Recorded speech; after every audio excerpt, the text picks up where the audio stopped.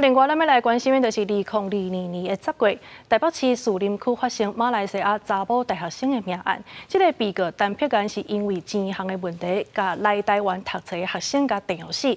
法院1审甲2审拢甲判无期徒刑。这个案件是互最高法院甲退回，高等法院经1审落尾是认定被告有符合自首的要件，所以来改判18当10个月。 对判决有信心吗？在案陈碧安亲身到庭听审判，当日判的官司就是2年外进前犯下的马来西亚女大学生的命案，因为金钱的纠纷，在台北士林区杀害来台湾读册生出的学生，1审2审拢判无期徒刑。不过高等法院经1审20改判18年10个月。判决的结果并盘，一个关键的理由就是规个案件互合议庭认定做符合自首的要件，所以得到减刑。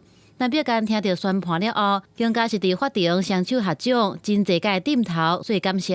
本案被告在远景不知其在被害人租屋处犯案之际，即对这个远景坦诚杀人的事实，且被告在侦查以及2审审理时均坦诚犯罪，表现出面对司法裁判的态度。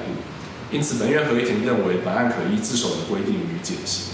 其实过去的审理拢有针对自首的要件做相关的讨论，不过落尾拢认定无真心悔改，无要予伊减刑。被害家属律师更加伫法庭顶面愤怒批评讲，被告的所作所为就是挑工杀人，双方并无和解，要求判死刑。这个判决算是大大减少刑期。他确实是真的在没有发现之前他就已经自首了，跟那个司法院提出的那个量刑系统表比较起来，稍微还是比较偏重。经1审的宣判结果，各界有无共的看法，不过专案依然会当上诉。公司新闻采访报道。台中